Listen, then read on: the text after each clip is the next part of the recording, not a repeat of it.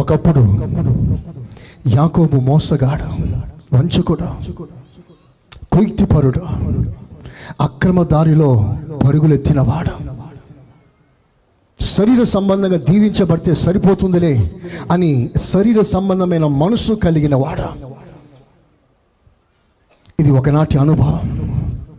కానీ దేవుడు అతన్ని ఎలా ఆశీర్వదించాడంటే, అతని స్థితిగతులను మార్చి అతని దీవెన, అతని ఆశీర్వాదం ఎంత శాశ్వతంగా దేవుడు పెట్టాడంటే, ఈ రోజున అందరి దేవుని బిడ్డలందరికీ ఒక మూల పితరుడుగా, తండ్రిగా దేవుడు మార్చేశాడు.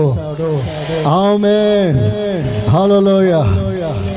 చూడండి, ఆ మాటలు మీరు అన్నప్పుడు మీరు చక్కగా దాన్ని అంగీకరించి మనసారా దేవుడు మీతో మాట్లాడుతున్నాడు కనుక ఆయన చేసిన కార్యాన్ని మీకు చూపిస్తున్నాను. ఆయన అప్పుడు చేయడం మాత్రమే కాదు, ఇప్పుడు కూడా మీకు అలాగ చేస్తాడు. అందుకే మీరు దాన్ని స్పందించాలి. వెంటనే మీరు చప్పట్లు మీకు మీరే కొట్టాలి, స్వరమెత్తి ఆమెనని కేకలు వేయాలి. సజీవంగా ఆయన సన్నిధిలో ఉందుము గాక. చెప్పండి ఆమేన్. ఒకప్పుడు యోసేపు నిందితుడు, చెరసాలలో మగ్గిపోతున్న ఒక ఖైదీ, ఒంటరివాడు, అనామకుడు, ఏ సపోర్ట్ లేదు. చరిత్ర ముగిసింది అనుకుంటున్నారు అందరూ. తల దించాడు. అలాంటి యోసేపుని దేవుడు ఎంత పైకెత్తాడంటే, అందరూ తలలు పైకెత్తి చూసినంతగా దేవుడు ఆశీర్వదించాడు. ఆమేన్, హల్లెలూయా. ఒకప్పుడు యెఫ్తా తృణీకరింపబడిన వాడు, చొక్కా పట్టుకొని గెంటేసి పొర బయటికి అన్నారు, ముఖాన ఉమ్మి వేశారు, నీ ముఖం ఇంకోసారి చూపించకపో అన్నారు, అసహించుకున్నారు, హీనపరిచారు. తల దించుకున్నాడు యెఫ్తా. తల ఎత్తుకోలేని స్థితి, బయటికి వెళ్ళిపోయాడు. పైనుండి చూస్తున్న దేవుడు అదే యెఫ్తాని ఎవరైతే తల దించేటట్లుగా చేశారో వారందరికీ ఒక తలగా దేవుడు మార్చేశాడు. చప్పట్లు కొడతారా గట్టిగా? హల్లెలూయా, హల్లెలూయా, హల్లెలూయా, హల్లెలూయా. బైబిల్లో సౌలు ఉన్నాడు.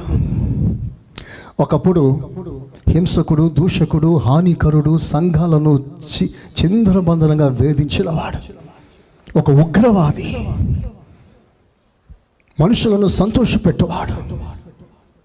అలాంటి సౌలుని దేవుడు మార్చి అతనికి ఎంత గొప్ప స్థాయి ఇచ్చాడంటే, క్రొత్త నిబంధన సంఘాలందరికీ పితామహుడుగా, మార్గదర్శిగా, గుణశీలి కలిగిన, అద్భుతమైన క్యారెక్టర్ కలిగిన, అనేక విషయాలు నేర్పించగల వానిగా దేవుడు ఒక ఉన్నతమైన స్థానం అనుగ్రహించాడు.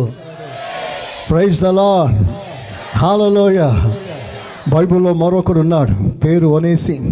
అతని మీద పడ్డ ముద్ర దొంగ, అపనమ్మకస్తుడు, ద్రోహం చేసిన వాడు, నిష్ప్రయోజకుడు, పారిపోయేవాడు, ఎక్కడ కుదురుగా ఉండేవాడు కాదు. ఇది ఇతని సాక్ష్యం, ఒకనాటి సాక్ష్యం.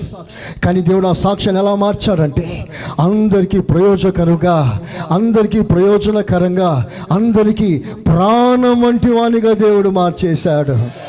హల్లెలూయా. ప్రతి వారి జీవితాల్లో రెండు అనుభవాలు ఉంటాయి. రెండు అనుభవాలు. ఒకనాటి సాక్ష్యం, దేవుడు మార్చాక తరువాత సాక్ష్యం.